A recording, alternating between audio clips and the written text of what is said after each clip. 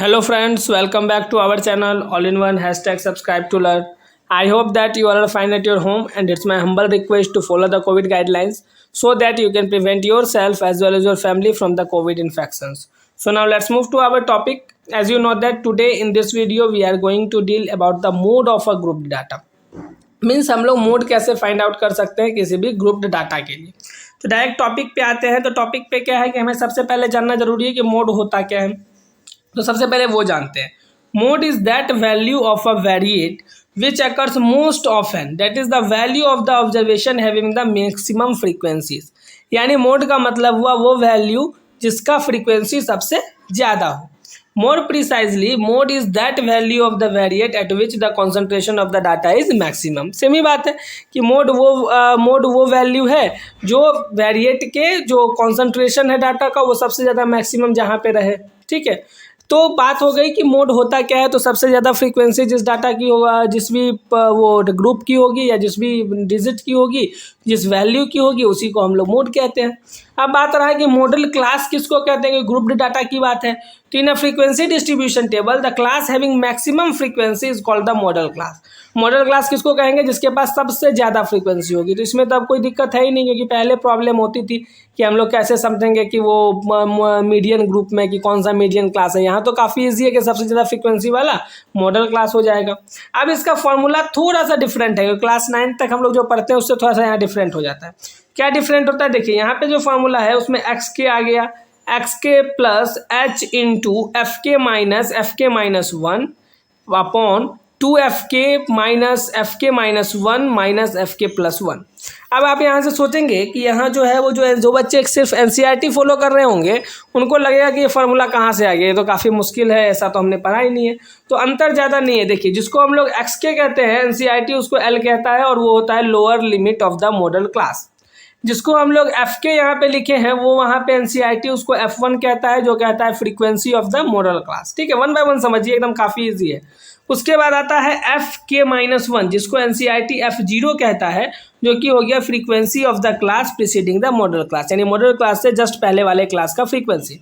फिर आता है F2 यानी एफ के प्लस 1, जिसको एनसीईआरटी F2 कहता है, ये होता है frequency of the class succeeding the modal class, यानी मॉडल क्लास से जस्ट पहले वाले जस्ट आगे वाले का फ्रीक्वेंसी। ठीक है, और एच जो है ये दोनों में सेम ही है। वो हम लोग मतलब RS अग्रवाल वाले बुक में देखे या एनसीईआरटी में देखे, दोनों में ही एच की जगह एच ही होता है।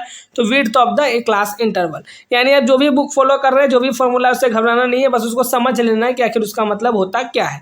अब आते हैं इंपॉर्टेंट क्वेश्चन पे और क्वेश्चन को समझते हैं। पहला क्वेश्चन कह रहा है find the mode of the following data. Data given है, क्लास है और फ्रीक्वेंसी है। तो सबसे पहले हमारा काम क्या है, मॉडल क्लास को पता करना। तो अगर इस पूरे फ्रीक्वेंसी टेबल में देखें तो सबसे ज़्यादा फ्रीक्वेंसी 12 है और वो है 60 to 80 क्लास का। तो यानी कि जो मॉडल क्लास के पास सबसे ज़्यादा फ्रीक्वेंसी होना चाहिए, तो 60 to 80 हो गया मॉडल क्लास। अब हमें एक एक करके सारा वैल्यू लेना है। एक्स के लेना है तो यानी इसका लोअर लिमिट 60 हो गया, एच लेना है 20, सब में डिफरेंस है, एफ के लेना है 12 हो गया, एफ के माइनस 1 10 हो गया जस्ट पहले, एफ के प्लस 1 6 हो गया जस्ट आगे वाला। अब आ जाते हैं मोड के फॉर्मूला पे, यानी एक्स के प्लस एच इंटू एफ के माइनस 1 अपॉन 2 एफ के माइनस 1 माइनस एफ के प्लस 1। ठीक है, अब इसमें जाते हैं तो डायरेक्ट हमें एक्स के जगह पे 60 का वैल्यू 60 लिख देना है, एच के जगह पे 20, एफ के माइनस 1। ये काफ़ी कंफ्यूजिंग हो जाता है, इसलिए एनसीईआरटी ज़्यादा बेटर है। डायरेक्ट कहो क्या कि F1 माइनस F0। तो F1 क्या हो गया था 12 माइनस 10 यानी कि 2 आ जाएगा, और उसी तरीके से नीचे में 2 इंटू 12 माइनस 10 माइनस 6, यानी फाइनली यहाँ हो जाएगा 24 माइनस 16। ठीक है, फिर आते हैं यहाँ पे तो क्या हो गया 60 प्लस 20 इंटू 2/8। तो हम लोग अगर यहाँ ध्यान से देखें तो 2 से हम लोग 8 को कट कर सकते हैं 4 टाइम्स में, और 4 से 20 को 50 टाइम्स में, 5 टाइम्स में।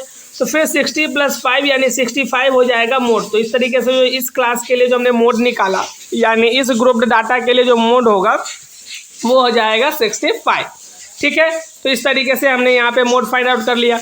अब आते हैं नेक्स्ट क्वेश्चन में। नेक्स्ट क्वेश्चन क्या है, जिसमें इसमें भी मिसिंग फ्रीक्वेंसी है और उस मिसिंग फ्रीक्वेंसी को निकालना है। यानी आप अगर गौर से देखेंगे तो हमने मीन में भी मिसिंग फ्रीक्वेंसी वाला क्वेश्चन को डील किया, मीडियन में भी किया, और अब हम लोग मोड में भी कर रहे हैं। तो ये काफ़ी इंपॉर्टेंट क्वेश्चन होगा बोर्ड एग्जामिनेशन के रिगार्डिंग। क्वेश्चन क्या कह रहा है, the mode of the following series is 36, find the missing frequencies in it.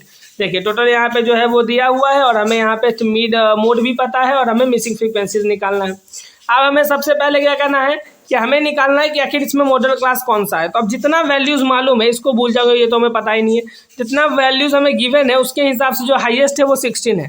तो क्योंकि 16 हाईएस्ट है इसलिए जो क्लास होगा, जो मॉडल क्लास होगा वो 32 40 वाला होगा, ठीक है। और मोड तो हमें 36 दिया ही है। अब हम इसमें सारा वैल्यूज़ ले लेते हैं। तो यहाँ पे एक्स के जो है वो हो जाएगा 30, एफ के हो जाएगा 16, एफ के -1 को हमने एक्स मान लिया है मिसिंग नंबर को, एफ के +1 12 और एच इक्वल टू 10। अब ऑड मोड तो हमें 36 है ही, तो हम लोग डायरेक्ट ये फार्मूला लिखेंगे, फार्मूला में पुट करेंगे, हमें वैल्यूज़ आ जाएंगी। तो मुझे कोई एक्स्ट्रा यहाँ पे बताने की आवश्यकता थी नहीं। तो आप क्लियर देख सकते हैं मोड इक्वल टू 36 है, यहाँ पे सारा फार्मूलाज है ही। फार्मूला के अंदर पुट किया 30 + 10 × 16 - x अपॉन 32 - x - 12, ठीक है, इक्वल टू 36 जो कि मोड था वो। अब इसके बाद डायरेक्ट सॉल्व किया तो यहाँ 16 - x ही रहा, नीचे में 32 - 12 हो गया तो 20 बच गया, 20 - x, और 10 से मल्टीप्लाई तो है ही, 10 से मल्टीप्लाई कर लिया तो 160 - 10x upon 20 - x is equal to 6।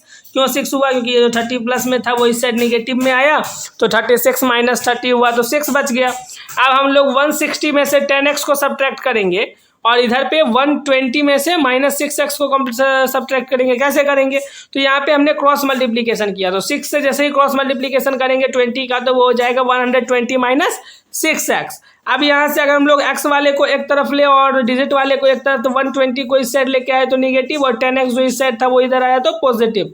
तो अब यहाँ पे क्या हो गया, -6x + 10x + 4x, और 160 - 120 यानी 40। अब 4x इक्वल टू 40 यानी 4 से कट कर दिया 40 को 10 टाइम्स में, तो x इक्वल टू 10 हो गया, जो कि मिसिंग फ्रीक्वेंसी है। तो मिसिंग फ्रीक्वेंसी आ गया 10।